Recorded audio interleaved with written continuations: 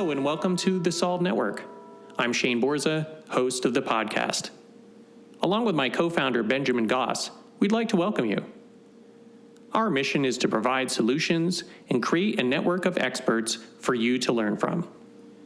We hope this episode and expert helps you to learn, grow, and move forward. And now, on with the show. Scene one, Apple, take one. Hi, I'm Shane Borza, your content creator coach. I have 2 books on filmmaking, Film Notes, where you learn to write, direct, and produce, and the Film Notes Workbook, where you can learn checklists and paperwork to streamline creating your content. Available at shaneborza.com. I also have filmmaker resources like the Paperwork Bundle with over 300 documents, the Sound Effects Bundle with almost 3,000 files, and the Music Bundle featuring 900 tracks of all genres. Want to build your professional credits? Become an associate producer and get listed on IMDb. Let me help you get your art out into the world. Scene one, Apple, take one. First off, Melford, thank you so much for that. That was great. And I may have missed it, but I just want to ask, I know you threw a lot of numbers out, especially on the earnings or the loss of future earnings. So can you talk about how new or recent some of that stuff is from, and how maybe is trending what you may see as the future trend, maybe the next quarter or between now and the end of the year? Those numbers were from 3 days ago, believe it or not. Yeah, we really try and keep our finger on the pulse of what's going on as far as the 30,000 foot view where employment's going to go, and the female market's especially important to us. So believe it or not, 3 days ago, Newsweek did an amazing article about how COVID has impacted women specifically. So those are 3-day-old numbers, and I can't answer, are they trending up and down, because it's going to depend on the individual going back to work. There's a massive push. Like right now, we're working with a huge, I can't say their name, but we're working with a huge corporation to bring a mental wellness plan in for them. They have 200,000 employees. So they are going to slowly they're going to bring back those 200,000 employees over an 18-month cycle. So somebody might go back tomorrow. Somebody might be stuck at home for 17 more months. So it's kind of hard to tell where the trend's going to be. It seems like the government is working aggressively towards getting everybody back. But then again, you got the caveat. I mean, in Canada, you still can't go to the gym. So, depending on where our viewers are sitting right now, it could be very different. But I got to think, with the way I see the trend going, that they're trying to be as aggressive as possible to bring people back. So I would think over the next 6 months is where we're going to see whether this trend goes up or down. Because it's going to be the experimentation. And again, the greatest fear of doctors and virologists is, as soon as all these people go back to work, there's going to be another outbreak. I mean, immediately. And it won't be COVID, because a lot of people will be vaccinated, so it might not be COVID, but it's going to be COVID-22. It's going to be, the common flu. It's going to be the avian flu. There's so many things out there floating around that could attack us now because we have no immunity anymore. When you walk around with a mask for a year, when you don't physically touch humans for a year, your immunity system is going to drop to nothing. So that, I think, is going to be the greatest judge as to how fast we can bring people back. Is, if in the next 30, 60, 90 days, we bring, 4.5, 6 million people, whatever, back in, and half of them get sick. Now they're all calling in sick. Now you see the economic impact again. I think that's going to be the real judge.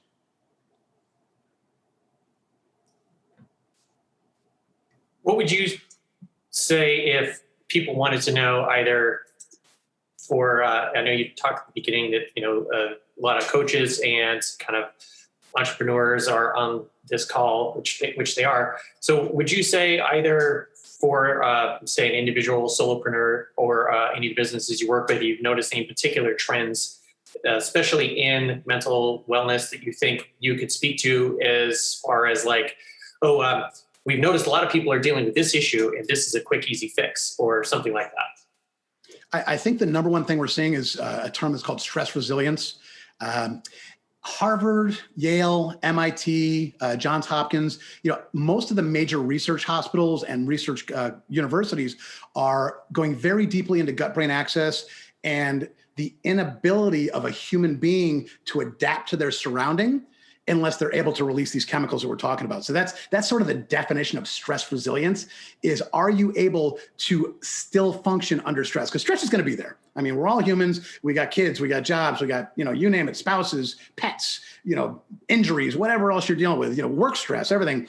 Stress isn't going to go away. I don't care if you're the richest person on the planet or you're in line for bread. There is stress in your life.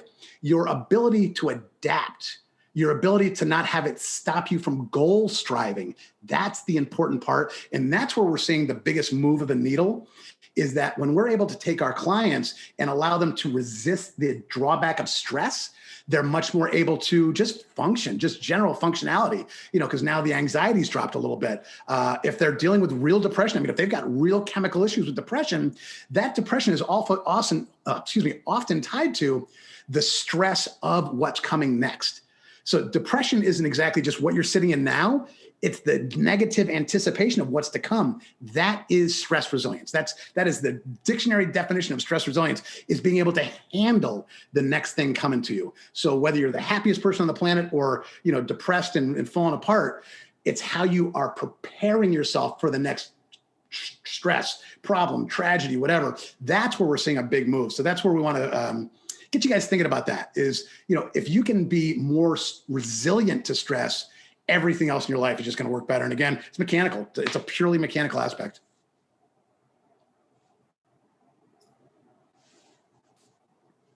I really like that. I guess that idea of that there's a mechanical issue there with kind of the operation. It's kind of like a car. It can only go so fast if it has certain components. And if you want it to go faster, you have to change the components or add things or do something like that because you've kind of maxed it out. But if that doesn't land for someone, is there another way you could talk about that so that maybe if people are grasping the, mental health is mechanical thing, how else would you be able to describe that to someone without that mechanical wording, perhaps? What we've always heard is that people have happy chemicals, sad chemicals. It's everything is hormone driven. That's been no mystery.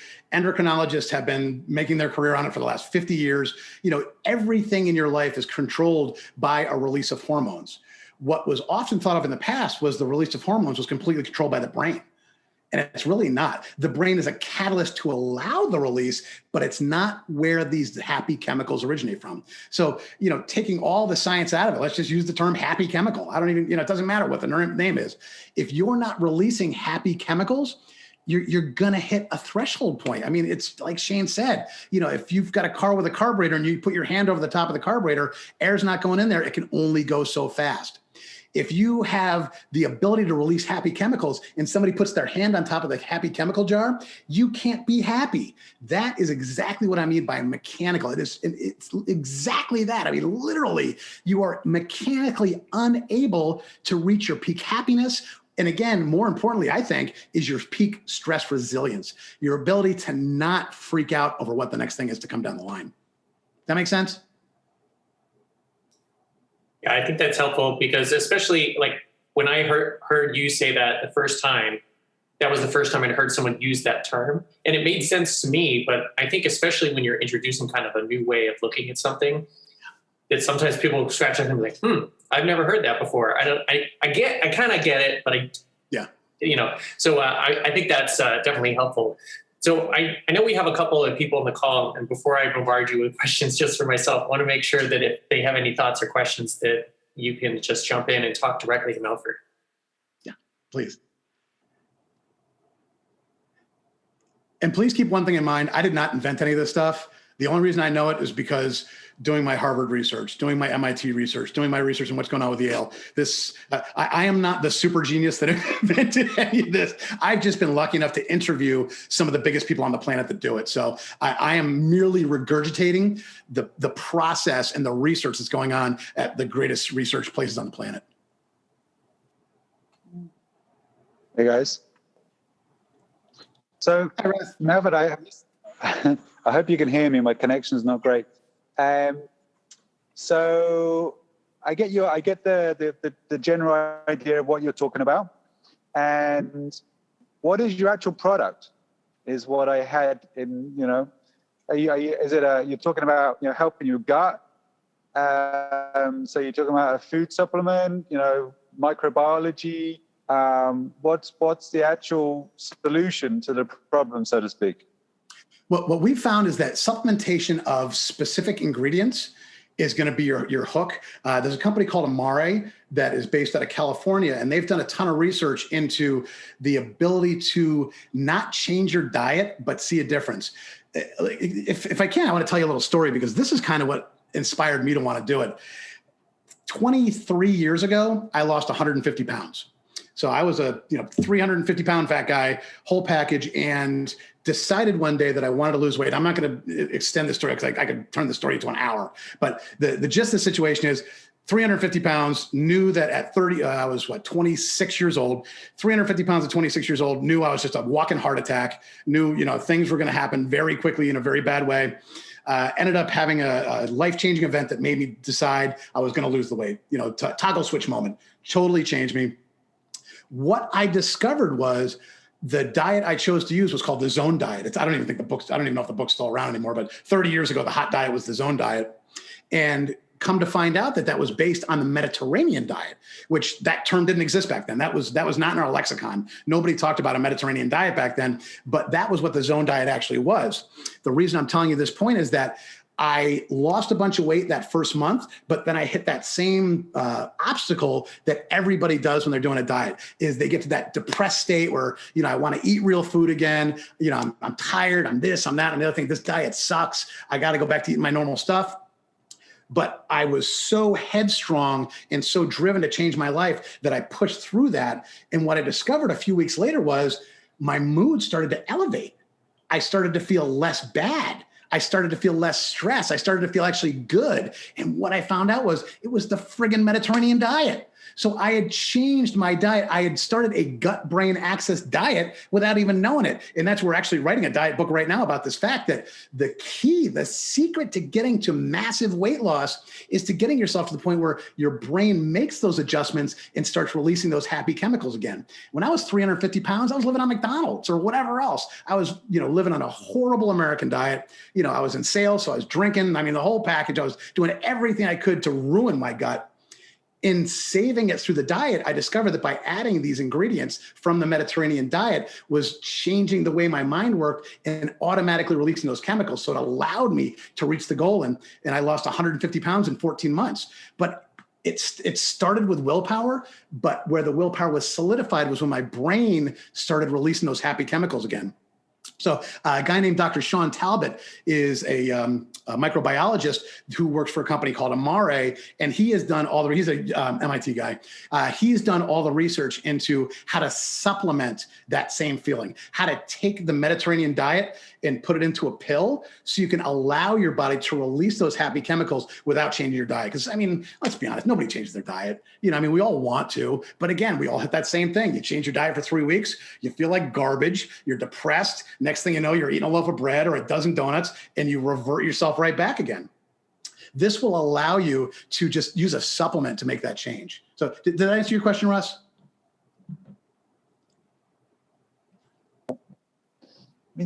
Yeah and no. Okay. So your product, the Amare product, is what you're saying. You're saying it's a supplement that it's your solution. Your solution is a pill. So don't change your diet. You keep eating crap, but you can eat your supplement and it sorts everything out. Please change your diet, but I know you're not gonna. How's that for an answer? Because I've seen it too many times. I've just, master certified trainer, been in the fitness industry for 20 years, worked with everything from elite athletes to old ladies. It's just how it is. But again, I hate to keep beating this dead horse, but it's a mechanical issue. They are mechanically getting to that point during the diet where failure is built into it. Their body tries to purge the garbage. They get depressed. They fall off the wagon and they get right back into that vicious cycle again.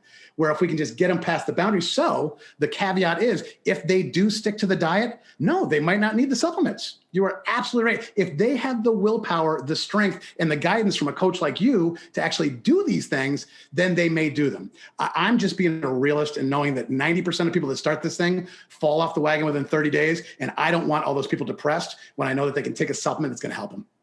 Was that a little closer to the point? Yeah. I mean, so basically, it's a supplement. That's the product. Yeah. Yep.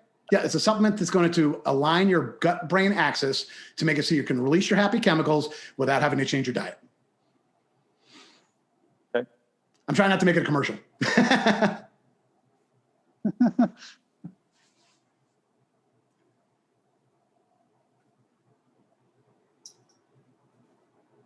So it looked like Complete was going to jump on before. I just want to check. Did you have something you wanted to ask Melford? Well, it's actually, I wanted to just, I think Russ asked the question. So I didn't know it was a supplement. I was thinking it was more about educating people about, can you hear me? Yeah? Oh, yeah. Mm-hmm. Yeah. It was about educating people on their Mediterranean diets. That's what I got from it. But now I understand from what Russ had asked. Yep. But what I wanted to share is that having worked with clients and doing detoxing myself with a nutritionist, mm-hmm. I found that mindset is very important, and understanding the emotions, as you say, being able to release the happy hormones. But what happens is people relate the sweet and the sugar to happy because they want a hug. So it's like when you kind of educate them to say, well, you're feeling lonely or you want a hug, so you're going for something sweet. So I'll give you a little story. So when I'm speaking to my nutritionist, I wanted Crisp biscuits or crackers. I don't know what you'd call them. I don't know what you call them in the States, right? Cookies. But savory stuff, right? And so I just wanted to crunch. So she said to me, "Are you feeling frustrated?" And I was like, how does she know that? So she related, my feelings and my emotions to that action and wanted to get that kind of sensation from the food. So I was thinking, along with your supplements, wouldn't it be good to be able to educate people about the emotions and what it is? Why they want something savory. So salt then suppresses your emotions. So if they're eating a lot of salt, they may not be able to experience the full range of emotions and to get to that happy place by discovering what was making them unhappy, or even discovering the lesson to say, aha, moment. Do you know what I mean? Oh, you're making the perfect point. And it's, it just keeps coming back to that same thing. The reason why I'm talking to you guys, to this audience, mm-hmm. is because mm-hmm. you're serving clients. So this isn't to, of course I want to, I want you guys to feel great. So I'd like you to try the supplement if it works for you. But the most important thing is I am trying to help business owners and coaches because this is part of that process. So mm-hmm. without that process, that's where the point of failure comes from. And again, I hate to be a realist, but that's why the vast majority of people never reach the goal they want. Because mm-hmm. they don't have the mechanical aspect or the part you're talking about or the guidance. You need to have the two. And that's why this presentation is specifically for the Solve Network, because you are people who are solving problems for other people. So I want to help you to have every tool in your quiver to help your client. If you've got a client that's 100% on board with everything you tell them to do, and they adjust their diet and they stick with it for 6 months, they very possibly could be releasing all these happy hormones without the supplement. Okay. I'm just talking to that 90% of people that just end up falling off the wagon a little too early for whatever reason. So the other question I wanted to ask you then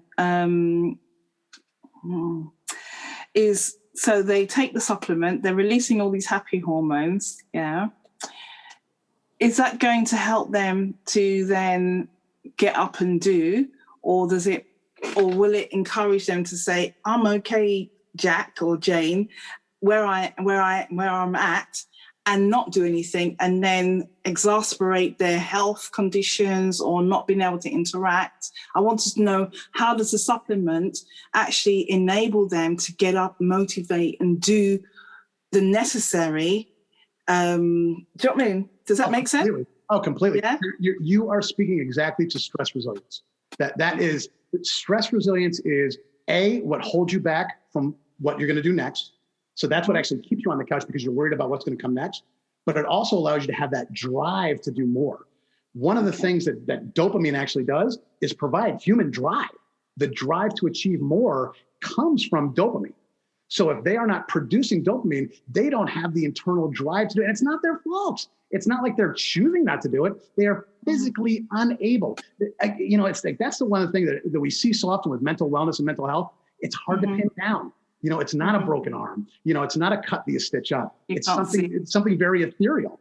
So it's very hard to say, okay, what are we going to do? We want to have motivation. So that's what dopamine does. It provides motivation and the ability to not be as concerned about what's going to come next being the worst thing in the world. Does that make sense? Right. Now, so I've got another question, because I've got a range of clients, yeah? So I have clients who are suffering from bipolar, along with other things, yeah? So we know that bipolar can have its extreme highs and then its extreme lows. So would this supplement be able to bring them to a balanced state where they're in the middle, or do you know what I mean? I just wondered how that works for them. They may still need their pharmaceutical. I'm going to be very blunt. Okay. I just wanted to know, Yeah, I never ask anybody to drop a pharmaceutical that was given to them by a qualified doctor. But what I want them to do is I want them to combine the medicine and then go back and have their doctor test them 3 months later. That's where we see the greatest impact, whether it's reducing the amount that they have to take, whether it's just taking it right out of the formula. But this is allowing folks that have, we're dealing with folks who have addiction issues, folks who have very serious psychoactive problems. So that's why we say, don't stop taking whatever your doctor gave you. Take these together and then let your doctor be the judge of how much progress you've made. You are certainly going to feel better. And again, stress resilience, the ability to not be worried about the next thing down the road. Make sense? Right. Yes. That's good, because, that makes sense. So then, in other words, they'll be able to, their doctor can monitor them and say, well, okay, we can decrease the pharmaceutical. And that's what I really would love to see in a lot of my clients. And again, there's the ones that have high blood pressure because of stress. I've got a family member who's in hospital now. I'm just receiving messages from having a stroke, very young, So it's want things to be able to help, because people are suffering these things at an even younger age, so these ailments. And as you say, it's not visible, it's not visible. So it's like, how, if they're not expressing their pain or what's going on for them, how do we know?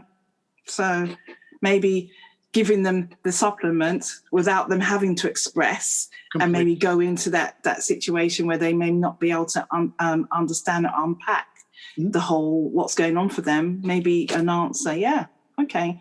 It makes more sense to me now. Thank you. What we see often is antidepressants make you feel less worse. The natural release of happy chemicals make you feel better. There is an incredible difference between those two. They are not even in the same ballpark. So, because I want to speak specifically to your points, so our goal is to, I don't want to play doctor. So I never want to say that we want to take somebody off their pharmaceutical, even though it's what I really want to do, but I want them to have less side effects. I mean, think about the side effects of antidepressants. The worst side effect, half of them don't work. I mean, I don't know if you guys know that or not, but 50% of antidepressants end up in another prescription for an antidepressant because it didn't work. What does that do? That puts a double load on your liver, and it puts a quadruple load on the availability of side effects.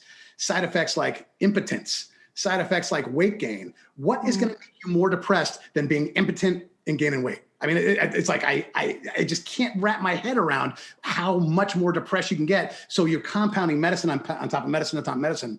Now, again, we're making it so you're making the client feel better, not feel less worse. So that's the first step. 2, norepinephrine is what controls your heart rate. So anybody with blood pressure issues, the natural release of norepinephrine is going to give them an exponential increase in their body's ability to control their heart rate and their blood pressure. So again, trying to get them off of these meds. And again, I'm not going to tell you to do it, but they will see when they go back to see their cardiologist, I bet dollars to donuts that they will see a marked difference in their numbers, because again, their body is naturally releasing the norepinephrine, which is what is supposed to control it. You're not supposed to be controlled by a drug. Your body is supposed to control itself. The drug is forcing your body to do all sorts of weird things that it was never designed to do. We want to get that completely alleviated and just allow your body to maximize what it was already naturally made to do. I mean, we were made into these perfect creatures for a reason. We just screwed it up ourselves by eating wrong, by drinking, by not sleeping, by getting in fights with our spouses. We're the ones messing up our body. It's not our body that's messed up. So the addition of a drug doesn't help. Let's just maximize our body's ability to do what it was designed to do by our creator. I love that. It's funny. I received a quote today. The world is not happening to us. We are happening to the world, and the same could be in the state of how we're being and what we're doing to our bodies. So yeah. Amen. Yeah. Okay. Well, thank you. Oh, thank you. Complete. Great question. Great questions. Thank you. Okay. I expected great questions out of you. Flattery will get you everywhere. Come on, I'm an old guy. I learned that a long time ago. Oh, well, thank you. Thank you for that. My pleasure. So I see we just had someone join the call a little bit ago. So you missed the presentation earlier, but we're in kind of open Q&A section. So if you have anything you'd like to ask Melford, who's the guest expert today, feel free to jump in. Well, thanks so much. Just tuning in really for the first time here in this PonoQuest chat and just getting my roots with it. But it popped up and it felt exciting to come on. So just happy to catch some of the energy. Awesome. Thank you, Matthew. I was so afraid that you were going to see the Ask Us Anything on the screen and you were going to ask me like the square root of 743. Well, that's a great number because 43 is a very special number for me. So there you go. Thank goodness you didn't ask me that question. Absolutely. Well, Melford, I'm going to put you on the spot here because we've been talking about kind of the trends and things you've seen and your experience in various kind of peripheral industries to health and wellness. But what have you been most challenged by, and how have you kind of moved past it, especially in terms of supplementation or otherwise for your mental health? For me personally, having been a gym owner, having owned 2 supplement companies myself, it's going to sound funny, but supplement's not working. It just drives me crazy how many products are on the market that don't have the science behind them. I think that's, the reason I got excited about this was because I met the people from Yale, because I met the people from Harvard, because the guy from MIT is the one who actually formulates the stuff. Like, I'm a geek. I am a diehard science geek. So first and foremost, I have to see that the science aligns.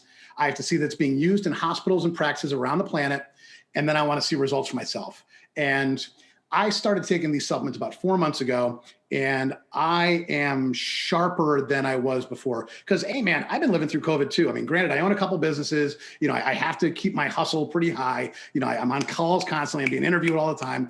But I noticed that just, I wasn't sleeping right. I wasn't eating right. I was drinking more. I was doing all the same things that I've been complaining about this whole call.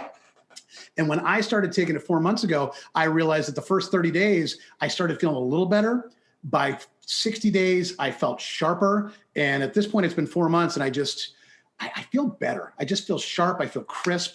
And I feel a difference. It sounds funny to say that because, obviously, I'm telling you guys about stuff that we work with, but I've just seen too many supplements that don't work, that, you take it for a month, you feel great, you stop taking it, you still feel great, which means it wasn't really the supplement. It was just something else that changed in your life. If you don't see a marked difference between when you start something, give it 30, 60, 90 days, and then take a few weeks off. If you don't feel a marked difference, it's probably something else in your life. Try and be scientific. That's if I can give any advice about supplementation, honestly, about anything to do with physicality. I'm a master certified trainer, so physicality means a lot to me. Working out properly.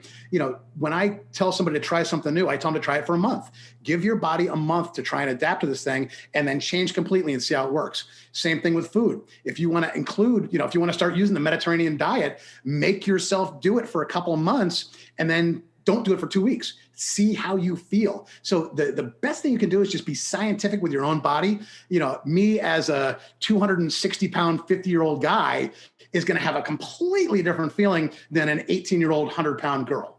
So, you are your own best test. You have to be your own litmus test for every product, exercise, food, therapy, meditation. Everything you do is going to impact you individually.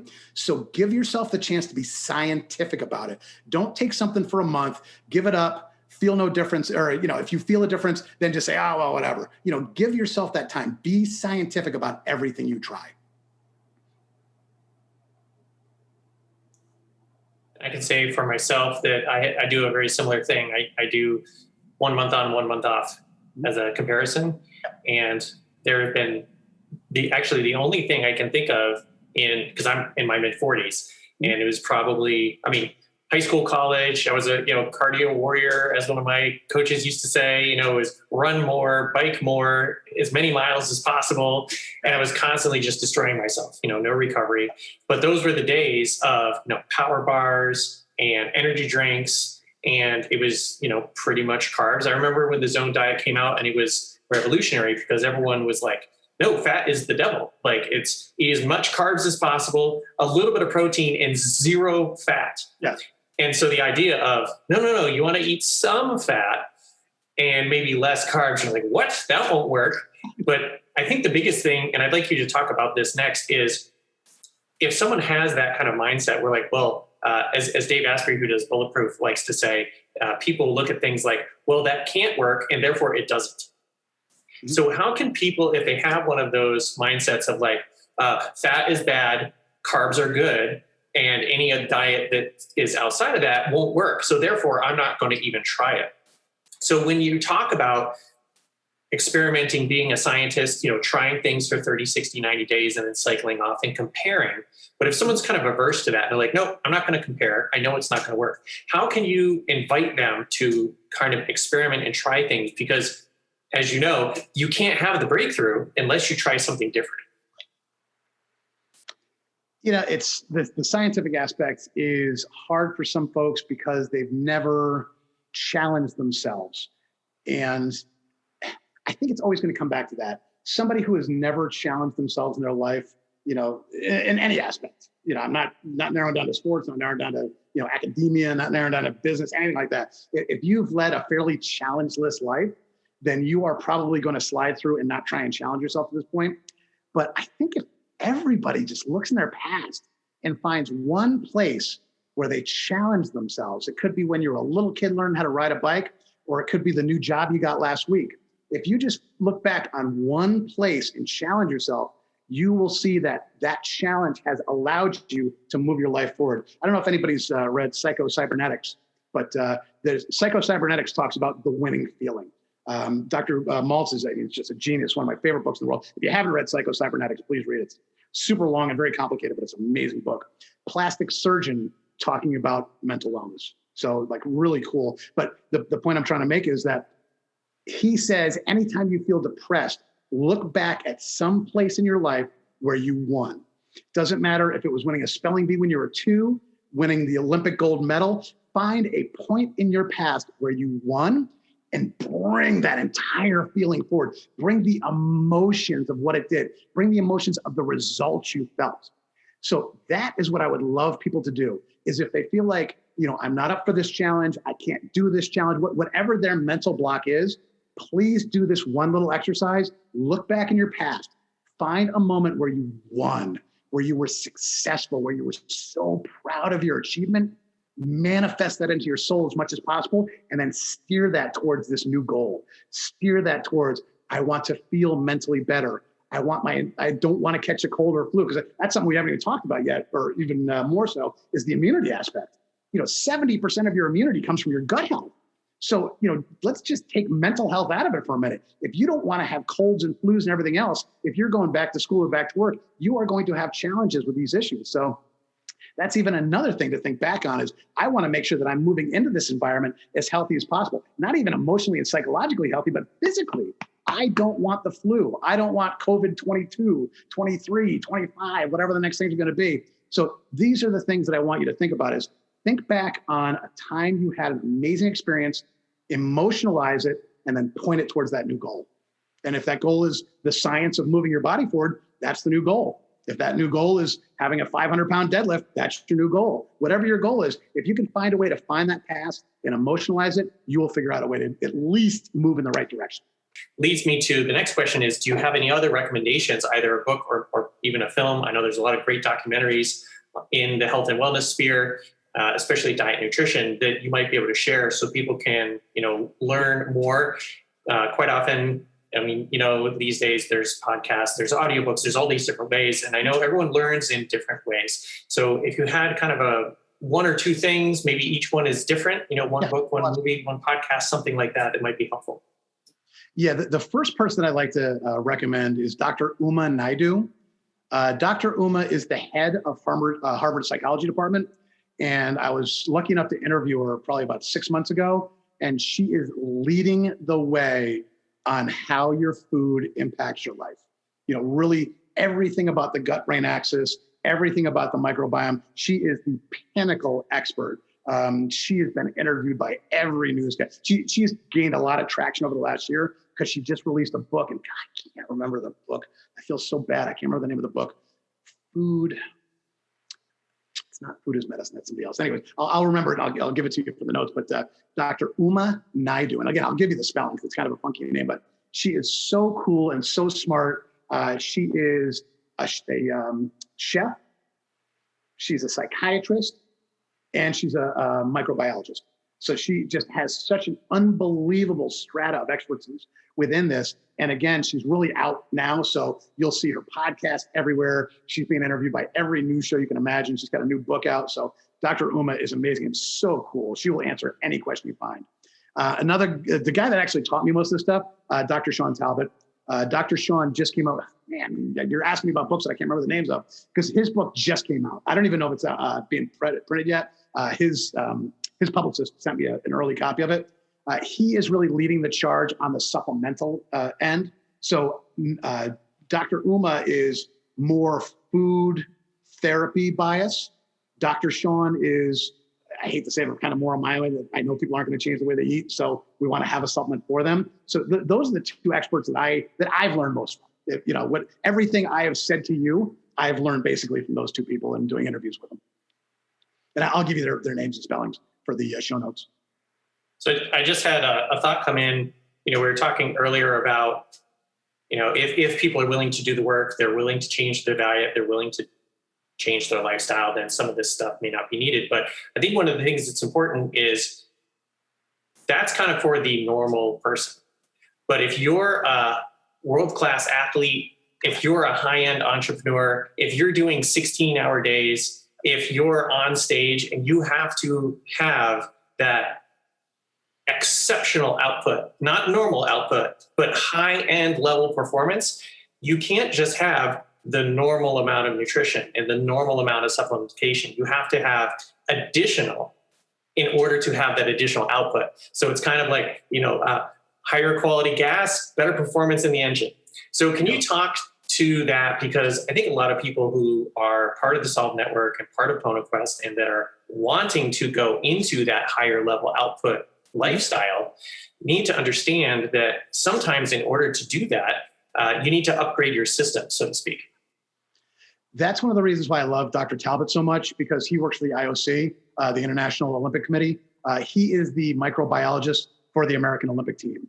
So I've never met anybody that's done more food-based biology for peak performers than Sean. And that's why I like him so much. I mean, he's a cool dude anyways. He's a Northeastern guy like me, so we get along really well. But he has done so much research into peak performance that's why I like to listen to him more than anybody else, because, Shane, it's like you said, when you're a peak performer physically, let's just talk the physical strata right now, like, football player. If you're a professional football player, you're putting in about 10,000 calories a day. A lot of folks don't realize that. They don't realize the incredible capacity of food that a peak performance, either combat or even endurance. I mean, Shane, I could ask you this. Somebody who's an Ironman, they must be eating an enormous sum of calories just to keep up. Just to function at the lowest level, they have to have an enormous amount. So now let's take it back to everybody else. And again, I'll go back to peak performance, but everybody else, we all know that our food has gotten worse.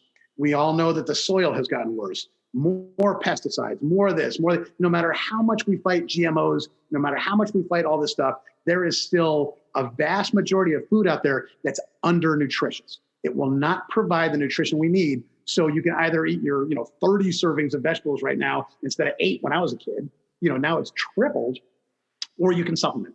So now let's bring it back to the peak athlete. The peak athlete that needs 10,000 calories a day just to sustain cannot have that extra to, again, reach the peak performance. We want to optimize performance. I don't care if you're, a person at your first job at McDonald's, whether you're an Olympic athlete or whether you're a mom at home with 6 kids. If you are not eating enough food, you're not getting all the nutrition. Even if you are eating enough food, you're still probably topping out on the nutritional value, so you may need that extra. Now, if you're an ultra competitor where, 1% can be the difference between gold and bronze, that 1% will only come from supplementation. I mean, we all know it. It's, look at every sport. Every sport comes down to maximizing diet, maximizing rest, maximizing training, and then supplements to get everything pulled together. So for peak performers, it's kind of a no-brainer. A CEO who's been stuck at home for 12 months and now has to go back. I mean, think about what's playing in their brain.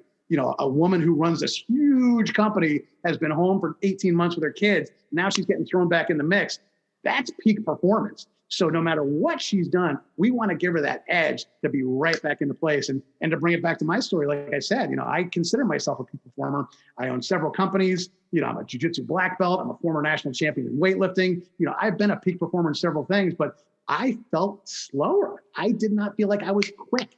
I was losing a little of my edge. And then after 4 months of, again, supplementation, I feel better. I eat right. I just don't eat enough. It's just kind of being an American human.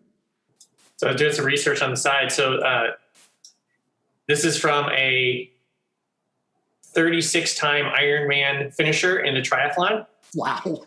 They said, so the average person will take 10 to 12 hours to complete an Ironman and require a minimum of 2,500 calories to a maximum of 5,500 during the race.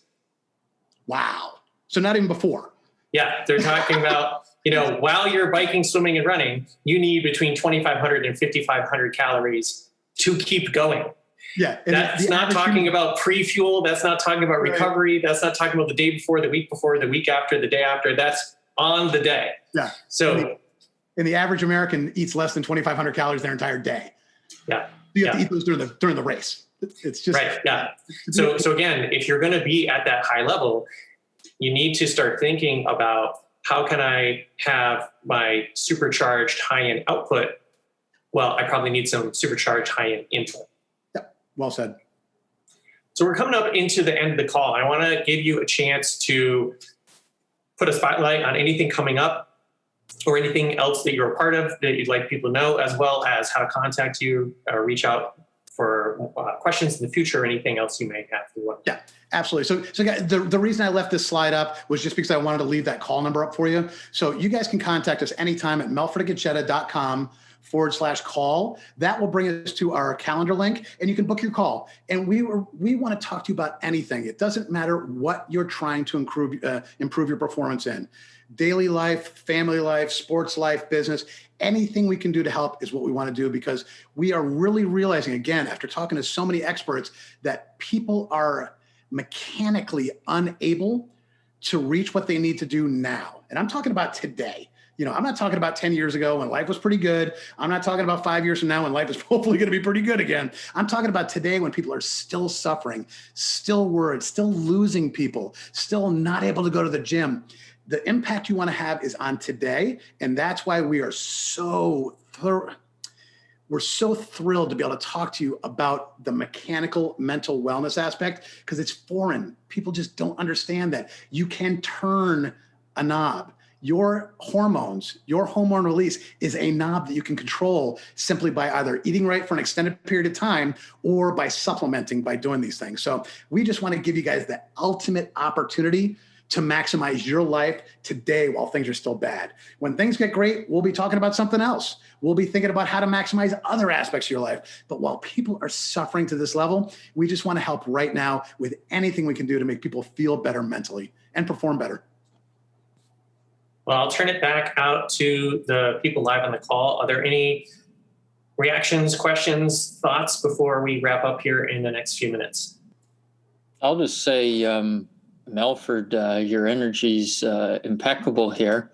Oh, thank you. Clearly comes across, in terms of what you're doing works. And I looked up the Harvard professor there, I think Uma. Yeah. Awesome. This is your brain on food. So this is really great information. I just kind of jumped in the middle of it. So not sure the whole aspect. I missed the whole presentation, but I'm super excited to do a little bit more research here based on what you've shared. And I'll definitely follow up with you. I'd love to have a connection. That's awesome, Matthew. Dude, I started as a geek. My thing was I wanted to geek out on the science. Once I believed the science, then I tried it. It's just how I'm wired. I'm a science guy first. And I was just lucky that I got to. So I was doing interviews for a summit, and Uma was one of the people on the summit. Pure stroke of luck that I got to befriend this lady who is a friggin' super genius and changed my life, honestly. So wow. I did the same thing as you. I did a little bit of research. I found the science. I liked it, tried it, worked, good to go. Now I'm an evangelist, which is how it should be, right? I mean, isn't that what a movement in your life should be? Is when you make a move forward and it works, you got to evangelize. You got to tell everybody else and help them out. 100%. Thank you. Thank you, brother.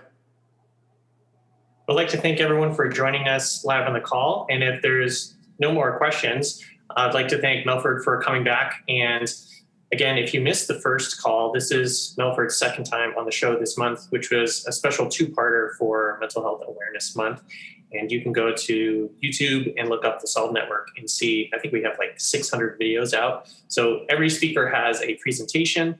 We also kind of drip out some snippets of the conversation so that you can kind of find a question and answer, so to speak, in a little bite-sized chunk, 5-10 minutes, something like that.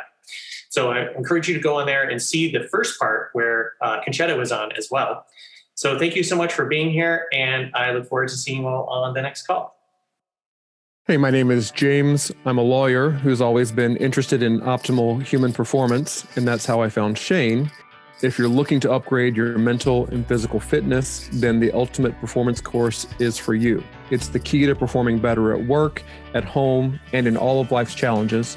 I've also found it to be a great community of like-minded and supportive professionals.